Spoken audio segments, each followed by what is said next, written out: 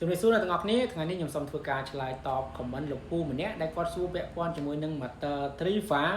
ប្រើខ្សែ3 pha ប្រើខ្សែទាំង3 pha ទាំង3មិនប្រើ nerd បាទគាត់ឆ្ងល់វាអត់ប្រើ nerd បាទ